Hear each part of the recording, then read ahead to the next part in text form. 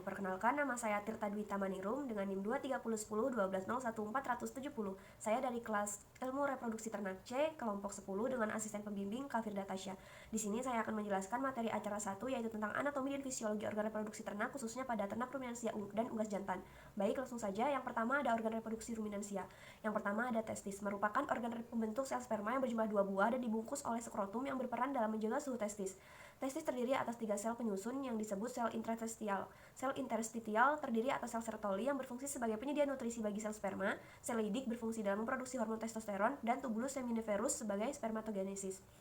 Yang kedua ada epididymis, merupakan pipa panjang dan berkelok-kelok yang menghubungkan vas deferens pada testis. Epididymis terbagi atas 3 bagian yaitu kaput, korpus, dan cauda. Epididymis memiliki fungsi yaitu sebagai transportasi, pengatur konsentrasi, maturasi sperma, penyimpanan sementara, dan reabsorpsi. Yang ketiga ada vas deferens, adalah pipa berotot berdiameter mencapai 2 mm dan seperti tali yang berwarna kekuningan sebagai tempat penampungan spermatozoa sebelum diejakulasikan dan berada di dekat badan epididymis. Kemudian ada kelenjar aksesori yang terdiri atas 3 organ yaitu vesicula seminalis yang memiliki bentuk lobus yang ditemukan di pangkal kandung kemih dan di belakang kelenjar Cowper. Berfungsi sebagai penghasil plasma untuk sperma yang kemudian disebut semen, memberikan warna berupa putih kekuningan. Kemudian kelenjar prostat pada ternak ruminansia terdiri atas 2 bagian yang berbentuk bulat yaitu badan prostata dan prostata disseminatan. Prostat berfungsi sebagai pemberi aroma pada sperma. Kemudian kelenjar Cowper adalah sepasang kelenjar yang terletak di sepanjang uretra dekat titik luar panggul. Berfungsi pada masa pubertas sebagai pemberi kelembapan untuk vestibulum dan mensekresi cairan buffer untuk membersihkan saluran reproduksi ternak jantan. Kemudian uretra, merupakan saluran tunggal yang memanjang dari persimpangan ampula ke ujung penis, berfungsi untuk mengeluarkan urin sekaligus sperma. Kemudian penis, merupakan organ yang terbagi atas 3 bagian yaitu akar, badan, dan kepala yang ditutupi kulit. Penis berfungsi sebagai organ kopulasi atau saluran pendeposisian sperma dan tempat keluarnya urin. Yang kedua ada organ reproduksi unggas jantan, yang terdiri atas testis, memiliki bentuk bulat sedikit oval seperti kacang berwarna pucat keunguan dan terletak pada ventral antenor ginjal. Testis memiliki 2 fungsi yaitu sebagai penghasil sperma atau spermatogenesis dan sebagai penghasil hormon reproduksi. Testis terdiri atas 2 bagian utama yaitu tubular dan interstitial. Kemudian epididymis merupakan saluran melekat pada testis. Epididymis pada unggas memiliki jumlah sepasang dan terletak di bagian sebelah dorsal testis. Vas deferens merupakan saluran yang diawali dari epididymis sampai dengan organ papila, berfungsi sebagai alat transportasi untuk menyalurkan sperma ke kopulasi atau pengeluaran sperma ke penis dan sebagai tempat penyimpanan sperma sementara sebelum dieksekusikan. Papila merupakan penis pada ayam yang tidak berkembang seperti ternak lainnya. Bentuknya hanya sebagai papila atau palus dan rudimenter seperti puting susu dan agak berkembang pada saat kopulasi atau terangsang libidonya. Berfungsi sebagai alat kopulasi dan tempat keluarnya sperma menuju organ reproduksi wanita. Organ reproduksi betina. Selanjutnya pada siklus reproduksi ruminansia jantan, itu hormon reproduksi sapi jantan diproduksi saat ternak mendapatkan sebuah rangsangan berupa penciuman, perabaan, dan penglihatan sehingga hipotalamus bekerja memproduksi gonadotropin, releasing hormon. Sekresi GnRH dari hipotalamus akan disalurkan ke hipofisa anterior untuk melepaskan hormon luteinizing hormon atau LH dan FSH. Rangsangan hipofisa anterior dari GnRH menyebabkan pelepasan FSH dan LH sehingga menjadi berahi. LH adalah hormon yang diproduksi oleh kelenjar hipofisis dengan berperan dalam memberikan rangsangan dalam fungsi fisiologis sel Leydig. LH memberikan stimulus dalam fungsi fisiologis sel Leydig untuk memproduksi sel testosteron, sedangkan FSH merupakan hormon yang diproduksi oleh kelenjar hipofisis yang memiliki peran dalam proses spermatogenesis. Kemudian pada siklus reproduksi unggas jantan, mekanisme hormon pada unggas jantan dimulai dengan adanya rangsangan berupa pendengaran, penciuman, penglihatan, maupun perabaan. Rangsangan ini nantinya akan diterima oleh hipotalamus. Hipotalamus akan mensekresikan GnRH, di mana GnRH ini akan merangsang hipofisa dan akan melanjutkannya ke adenohipofisa. Kemudian adenohipofisa akan mengeluarkan FSH dan LH. FSH akan menstimulus sel Sertoli dan tubulus seminiferus. Tubulus seminiferus ini berfungsi sebagai tempat terjadinya spermatogenesis, sedangkan sel Sertoli berfungsi untuk memberi nutrisi pada sperma saat terjadinya proses spermatogenesis. LH ini akan menstimulus sel Leydig untuk menghasilkan hormon testosteron yang akan digunakan dalam proses spermatogenesis. Baik, di sini saya akan menjelaskan mengenai reproduksi pada betina ruminansia yang gambarnya dapat pada gambar di samping. Terdiri dari ovarium yang berfungsi sebagai tempat untuk menghasilkan telur dan juga hormon estrogen dan progesteron. Kemudian ada oviduct yang terdiri dari infundibulum, ambula, dan isthmus yang berfungsi sebagai tempat untuk menangkap sel telur dan juga tempat untuk fertilasi. Kemudian ada uterus yang berfungsi sebagai tempat untuk perkembangannya fetus yang terdiri dari endometrium, parametrium, dan myometrium. Kemudian ada cervix yang berfungsi sebagai tempat untuk menyelesaikan sperma. Kemudian ada vagina yang berfungsi sebagai tempat untuk pendeposisian sperma. Yang terakhir yaitu ada vulva yang terdiri dari labia major dan labia minora yang berfungsi sebagai sebagai tempat untuk penetesan birahi, dan juga bubuk ini digunakan untuk alat kopulasi pada betina rumensia. Organ reproduksi gas betina dapat pada gambar di samping terdiri dari ovarium yang berfungsi sebagai tempat untuk penghasil sel telur dan juga hormon estrogen dan juga progesteron. Kemudian ada oviduct yang terdiri dari bulbum berfungsi sebagai tempat untuk penangkapan sel telur. Kemudian ada magnum berfungsi sebagai tempat untuk pembentukan telur selama 2-3 jam. Kemudian ada isthmus berfungsi sebagai tempat pembentukan kulit telur selama 1,5 jam. Kemudian uterus berfungsi sebagai tempat pembentukan cangkang telur yang berlangsung selama 20 jam 40 menit. Kemudian ada vagina sebagai kopulasi pada unggas betina, dan terakhir itu ada kloaka melakukan saluran pertemuan antara saluran urin, saluran ekskretan, dan saluran reproduksi. Siklus reproduksi pada betina rumensia dapat pada gambar di samping, di mana siklus ini berjalan ketika ternak mendapat rangsangan, kemudian dari rangsangan tersebut akan menstimulus hipotalamus untuk menghasilkan GnRH. Kemudian GnRH akan menghasilkan hipofisa, kemudian hipofisa akan menghasilkan adenofisa dan juga neurofisa. Adenofisa ini kemudian akan menghasilkan hormon FSH, LH, dan juga LH. FSH ini berfungsi tempat untuk merangsang pertumbuhan folikel, di mana terdiri folikel primer, sekunder, tersier, dan juga folikel. Nah, folikel ini terdapat pada sel T internalnya berfungsi untuk meningkatkan hormon estrogen. Nah, ketika hormon estrogen ini meningkat, maka ternak dapat dikatakan dalam kondisi birahi. Ketika ternak birahi, maka hormon estrogen ini akan bersama dengan LH untuk menekan ovarium untuk melakukan proses ovulasi. Ketika ternak ovulasi, maka terjadi proses kepentingan. Nah, ketika ternak bunting, folikel yang ditinggalkan tadi disebut dengan kopuslatium. Kemudian kopuslatium ini akan mensekresikan progesteron untuk menjaga proses kepentingan dalam ternak. Nah, ketika ternak tidak bunting, maka kopuslatium ini akan lisis, diakibatkan oleh adanya hormon prostaglandin yang terdapat pada dinding endometrium. Siklus reproduksi pada unggas betina dapat pada gambar di samping, di mana siklus ini berjalan ketika terdapat rangsangan, kemudian di rangsangan tersebut akan mensimulasi hipotalamus untuk mensekresikan GnRH. Kemudian GnRH ini akan mensekresikan hormon hipofisa, kemudian hipofisa ini akan mensekresikan adenofisa dan juga neurofisa. Adenofisa kemudian akan mensekresikan hormon FSH, LH, dan juga LH. FSH ini berasal pada ovarium yang berfungsi untuk meningkatkan estrogen dan juga progesteron. Estrogen ini digunakan untuk merangsang pertumbuhan folikel dan juga memproduksi kalsium protein lemak yang digunakan untuk pembentukan telur, sedangkan progesteron ini digunakan untuk menjaga saluran pembentukan telur ini berjalan dengan normal. Kemudian LH ini bersifat mengarah pada ayam, kemudian LH ini berfungsi sebagai tempat untuk ovulasi dan juga proses yolk. Sedangkan neurofisa ini berfungsi untuk menghasilkan oksitosin yang digunakan untuk proses pengeluaran telur. Saya Dita Indandara dengan NIM 230110120140074. Di sini saya akan menjelaskan tentang acara 2, yaitu gametogenesis dan uji kualitas. Setelah materi yang pertama, saya akan menjelaskan tentang morfologi sel gamet jantan yang terdiri dari akrosom, nukleus, sitoplasma, membran plasma, akrosom, mitokondria, sentriol, dan ekor. Yang pertama ada akrosom, yaitu merupakan lapisan yang menutup ujung anterior nukleus sperma yang mengandung enzim hidrolitik untuk menembus dinding ovum saat fertilisasi. Selanjutnya ada membran plasma yang terdapat pada sel yang berfungsi untuk memisahkan bagian dalam sel dari lingkungannya. Selanjutnya sitoplasma berfungsi untuk sebagai struktur vital yang mengelilingi sel yang berfungsi sebagai transport nutrisi, metabolisme sel, dan blokade ovum. Dan selanjutnya ada nukleus, yaitu materi genetik yang berasal dari DNA dalam kromosom yang berfungsi untuk menjaga integritas gen dan mengatur aktivitas sel. Selanjutnya ada sentriol, yaitu organel yang berfungsi sebagai penghubung antara kepala dengan badan sperma. Dan selanjutnya ada mitokondria, yaitu bagian organel sel sperma yang berfungsi sebagai penghasil energi dalam bentuk ATP yang digunakan untuk motilitas sperma. Dan energi yang dihasilkan oleh mitokondria berasal dari proses respirasi, yaitu glikolisis maupun fruktolisis. Selanjutnya ada ekor yang merupakan bagian ujung dari sperma yang berbentuk flagel dengan panjang ekor sperma 10 kali dari panjang kepala sperma dan memiliki serabut yang berfungsi sebagai alat gerak yang dilakukan pada spermatozoa. Dan ada morfologi sel telur, di mana terdiri dari corona radiata, zona pellucida, membran vitelin, sentriol, dan nukleus, di mana corona radiata ini merupakan lapisan terluar atau sel granulosa untuk transportasi sel nutrisi oosit. Selanjutnya ada xenopellucida yang terdiri dari 3 bagian, yaitu zona pellucida 1, zona pellucida 2, dan zona pellucida 3. Dan ZP1 berfungsi untuk menghubungkan ZP2 dan ZP3. ZP2 berfungsi untuk memblokade sperma yang lebih dari 1. ZP3 berfungsi sebagai dia bekerja sama dengan membrana vitelin untuk memberi sinyal dengan membrana vitelin kepada ZP2 untuk memblokade. Dan membrana vitelin ini fungsinya yaitu bekerja sama dengan ZP3 untuk memberi sinyal kepada ZP2 untuk memblokade sperma yang lebih dari satu.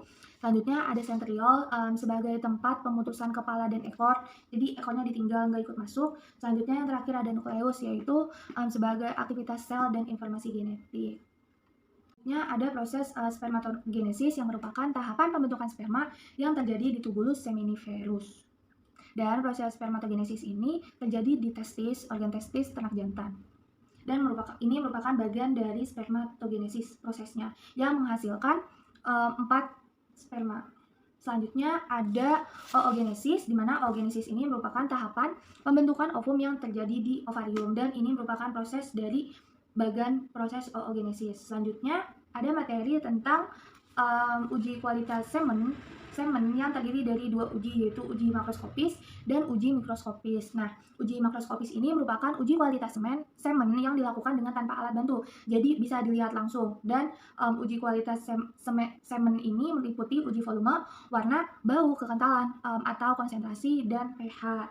Nah, selanjutnya uji mikroskopis itu uji semen yang terdiri dari 4 macam, yaitu uji mortalitas, uji konsentrasi, uji motilitas, dan uji abnormalitas, di mana uji motilitas ini merupakan uji semen dengan mengamati semen tanpa menutup cover glass dengan perbesaran 10x10, sedangkan motilitas individu dengan perbesaran 400 kali dengan cover glass. Dan ada uji abnormalitas, yaitu uji untuk menghitung jumlah spermatozoa yang memiliki bentuk tidak sebagaimana mestinya, jadi nggak sesuai gitu. Dan ada uji mortalitas, yaitu ciri dari populasi bukan individu, karena kematian dari setiap populasi tidak selalu sama. Dan ada konsentrasi semen, dapat menentukan kualitas semen yang memiliki konsentrasi sedang dan kental, merupakan standar kriteria dari semen itu sendiri. Nama saya Muhammad Taufik Daus, saya berasal dari kelas IFTC dengan Asbing Kafirda Tasya Kamila dengan NIM 23010120140140179. Nah, di sini saya ingin menjelaskan tentang acara 3, yaitu mengenai sinkronisasi birahi dan seleksi. Pengertian dari seleksi ternak sendiri yaitu dapat diartikan sebagai memperkenalkan sekelompok ternak untuk penurunan dari generasi berikutnya dan menghilangkan kesempatan kelompok lain untuk memperoleh hal yang sama. Maksud dari tujuan seleksi ternak sendiri yaitu untuk meningkatkan produktivitas ternak melalui perbaikan mutu pada bibit, sehingga dengan adanya seleksi ternak diharapkan memiliki sifat yang unggul untuk dipelihara maupun untuk kebutuhan produksi. Pengertian dari sinkronisasi birahi sendiri yaitu merupakan salah satu usaha untuk mensinkronkan kondisi ternak berada dalam keadaan birahi secara bersamaan dengan kualitas yang baik. Nah, untuk tujuan dari sinkronisasi birahi sendiri yaitu untuk menyamaratakan siklus birahi ternak dan untuk mendapatkan fase proestrus. Sinkronisasi birahi dapat membantu dalam meningkatkan efisiensi produksi dan produktivitas suatu. Ada macam-macam sinkronisasi birahi. Yang pertama itu dia menggunakan produk prostaglandin yang merupakan sinkronisasi dengan cara melakukan korpus luteum.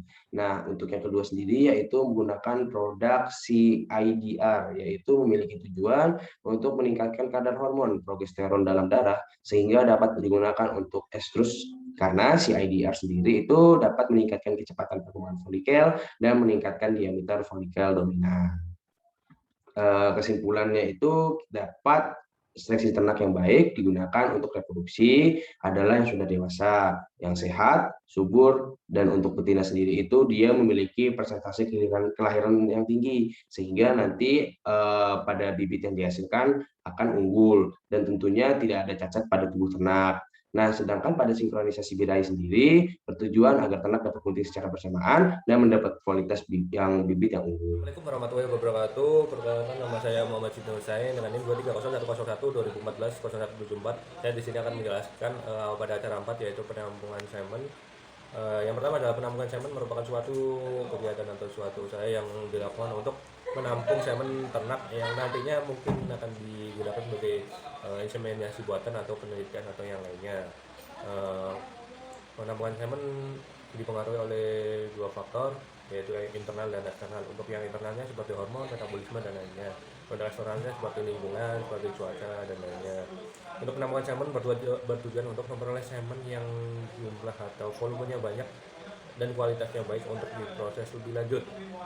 Contohnya keperluan inseminasi buatan. Lalu pada penampungan semen itu terdapat 3 metode, yaitu yang pertama metode pengurutan, yang kedua metode elektroejakulator, dan yang ketiga adalah metode vagina buatan. Selanjutnya, pengenceran semen adalah salah satu cara untuk mempertahankan kualitas dan fertilitas spermatozoa dalam waktu yang lama. Jadi setelah ditampung, dilakukan pengenceran. Fungsi utama pengenceran yaitu untuk memperbanyak volume semen agar setiap semen yang diejakulasikan dapat dipergunakan untuk melakukan inseminasi buatan atau dimasukkan ke alat reproduksi betina. Fungsi pengenceran adalah untuk memperbanyak volume dan untuk mempertahankan atau supaya lebih awet gitu. Selanjutnya adalah pembuatan semen beku. Ada 3 tahap, yaitu quality control 1 yang dilakukan dengan uji makrokopis dan mikrokopis. Kedua atau tahapan selanjutnya atau tahapan kedua yaitu quality control 2 yang nantinya semen segar melalui proses filling, sealing, dan printing. Yang terakhir adalah proses pembukuan dengan cara semen segar atau semen yang telah diseleksi atau yang mempunyai kualitas standar atau bagus, dilakukan pembukuan yang dilakukan dengan cara dimasukkan ke dalam cairan hidrogen dengan suhu minus 196 derajat Celcius. Halo teman-teman peternakan, perkenalkan aku Ronaldo Marpangedoan dengan NIM 2301101, 20140172. Sekarang kita akan masuk ke acara yang kelima, yaitu materi inseminasi buatan dan deteksi kebuntingan. Inseminasi buatan merupakan tindakan yang dilakukan untuk memasukkan semen ternak jantan ke dalam alat reproduksi betina dengan alat bantu dan juga campur tangan manusia, di mana bertujuan untuk meningkatkan mutu dan kualitas dari ternak, serta mencegah terjadinya penularan penyakit pada hewan ternak, berbanding terbalik dengan perkawinan alami, yang prosesnya tidak ada campur tangan manusia sama sekali. Nah teman-teman, sebelum dilakukan inseminasi buatan, ternak betina sudah harus mengalami birahi. Gimana caranya? Dengan melakukan pendeteksian birahi pada hewan ternak. Dan juga perlu dilihat straw yang digunakan pada proses inseminasi buatan dengan cara membaca straw agar tidak ada kesalahan dalam proses inseminasi buatan. Proses inseminasi buatan hewan ternak berbeda-beda, disesuaikan dengan komoditas hewan ternaknya masing-masing. Sehingga peternak perlu tahu inseminasi buatan yang tepat untuk komoditasnya masing-masing. Mulai dari kambing, ayam, sapi punya caranya sendiri dalam proses inseminasi buatan. Nah, inseminasi buatan ini perlu dilihat indikator keberhasilan perkawinannya, yaitu berupa conception rate, non-return rate, dan juga service per conception. Nah, setelah dilakukan proses inseminasi buatan, maka perlu dilanjutkan dengan pendeteksian kebuntingan. Deteksi kebuntingan adalah tindakan yang dilakukan untuk mengetahui kebuntingan ternak, hasil perkawinan maupun inseminasi buatan dengan tujuan untuk mencegah terjadinya keguguran dan dapat menentukan tindakan selanjutnya pada hewan ternak. Nah, metode yang dilakukan pada pendeteksian kebuntingan ini sendiri diantaranya bisa menggunakan metode DEA Gesdek, palpasi puting, dan juga palpasi rektal. Tetapi, metode sendiri harus disesuaikan dengan hewan ternak atau komoditasnya masing-masing, mulai dari sapi, kambing, dan juga ayam, memiliki cara metode pendeteksian kebuntingannya masing-masing, sehingga perlu diketahui dari hewan ternak tersebut dan dari peternak untuk melakukan inseminasi buatan dan juga pendeteksi kebuntingan yang sesuai dengan komoditasnya. Terima kasih. Mohon maaf apabila ada kekurangan dan kesalahan kata dalam proses pembuatan video. Terima kasih dan sampai jumpa di pertemuan selanjutnya. Dadah!